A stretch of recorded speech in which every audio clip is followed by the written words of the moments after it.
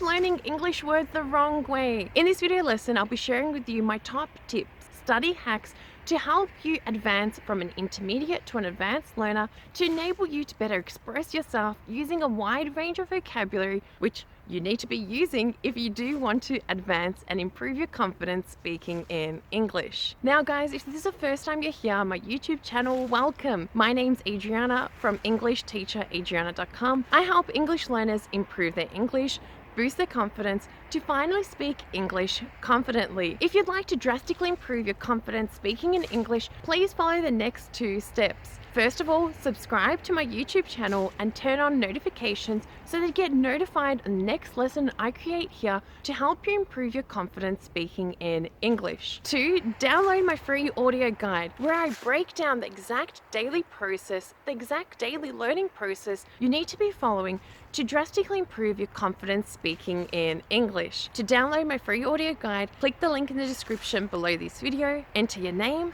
your email address, and I will email you this free audio guide. Okay, so you've done that? Fantastic. Let's go through the right way for you to be learning and improving your vocabulary. Now, I like to break down this process into a 4-step process. The first is immersion, the second is recognition, the third is understanding, and the fourth is using. Look guys, these 4 stages I use on a regular basis to learn new vocabulary both in the English language and in the Croatian language, and what I teach in my online training programs for intermediate to advanced learners to be continually learning and improving their vocabulary. Look guys, learning languages is a lifelong habit. Us native English speakers do it all the time as well. So this is what we're going to be going through, dissecting this in detail. Now the first step is immersion. Immersion is so important. Basically, immersion is when you listen to English being used as much as possible. You surround yourself with the language. So ways you could be surrounding yourself with the language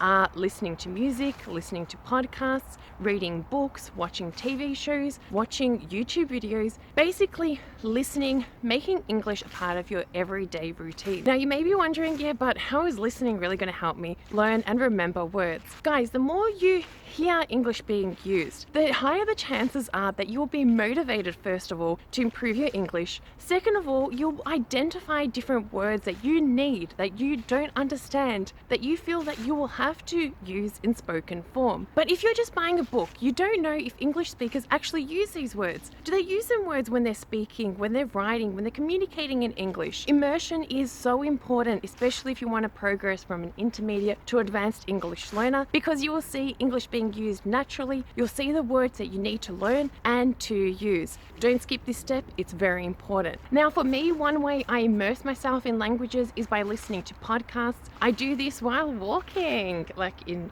this beautiful forest. Listen to a podcast to hear new vocabulary, new phrases that I can use and incorporate in my communication skills. But I'd love to hear from you guys. Tell me in the comments below, how do you immerse yourselves? So do you listen to podcasts like me? Do you watch videos? What do you do? Let me know in the comments below this video. Now, immersion is not going to help you to learn new words if you are not actually listening carefully. Guys, step 2 is recognition. And to complete step 2, you need to be immersing yourself and you need to recognize. So while you are listening to podcasts, while you're reading books, while you're watching TV shows, you need to recognize what words you do not understand. Now, recognizing means that you do first the mental processing, be like, okay, that word, for example, the word is branch. I don't know what a branch is. Write it down.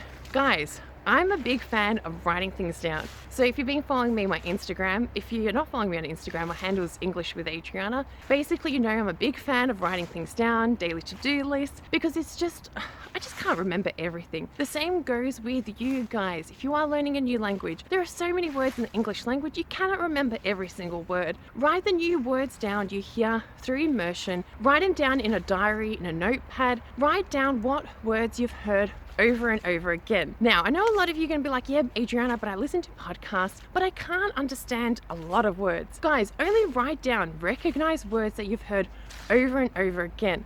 A lot of the times you don't need to know all the words. So personally, when I'm improving my vocabulary, I don't write down all the words that I don't know. I only write down the words that I've heard used about 10 times and also by other speakers, then this gives me a signal that, hey, this word is pretty important. If I've heard this a few times, I know, I know that I should know this word. So I'm going to do something to learn and remember this word so that I can use it as well when speaking and communicating with others. So in stage 1, you're immersing yourself, surrounding yourself. In stage 2, you recognize the words that you need. Stage 3, you need to understand that word. All right, guys? Now, before you go and get your dictionary and go to translate that word, please, no, I'm not even going to talk about it. Please do not use a bilingual dictionary. If you can understand 70% of this video at the moment, you do not need a bilingual dictionary. Throw it away, put it in a cupboard, give it to somebody, donate it to somebody who needs it, okay? Guys, if you want to progress from an intermediate to an advanced English learner, do me and do yourself a favor and throw that thing away. Now, okay, but how are you going to understand this word if I've just told you that you don't need a bilingual dictionary? Guys, Google it. So you all, I'm assuming if you're watching this on YouTube, you all have access to this lovely search engine called Google. Now, for example, the new word that you want to look up the meaning for is define. What I want you to do in the Google search tab is type define branch, okay? Always put the word define and then put the word that you want to find the definition for in Google. Now, once you've done this, you'll notice that Google will give you the definition of this word and you'll give you it in different situations, in different contexts, and you'll also get the pronunciation and you'll also get some example sentences. Guys, this is so important for you to read those example sentences because I know from my personal experience, even when I'm looking up words in the English language, see a new word and then I'm like, how do I use this? And then I read the examples and I'm like, I get it. Okay, so I use it like this in this situation, like that in that situation. Guys, read those examples. They will help you better understand the word, but also enable you to better use it in the future. Guys, before we continue, if you're loving this lesson, make sure to smash that like button and subscribe so that you get notified when I post my next lesson here. Also, if there's anything I've missed or any tips you'd like to share with us, feel free to leave your thoughts in the comments below this video. Now, step 1, 2, 3, and 4, they're fantastic, but step 4 is the most crucial step. It's a step that a lot of English learners, they just completely forget about it, they don't do it. Most likely you've even forgotten to do this step, and that's why you're watching this video lesson and you're so angry at yourself that you can't remember English words. Guys, step 4 is so simple. It is use it. Use that new word. Look, guys, if you are not using new vocabulary, if you are not constructing sentences, if you are not, training your brain to use that word, it's just like, lifting weights. You start with a smaller weight and then you build it up, or if you're walking up a hill, you have to go slowly and pick up the pace until your fitness is like, really good. Basically, guys, same with English, same with learning words. If you want to remember a word, you need to use it, okay? That simple. Now, how can you use new words? It's really simple. I want you to go get yourself a pen and a paper. Pen and paper, even better if you have a diary or workbook.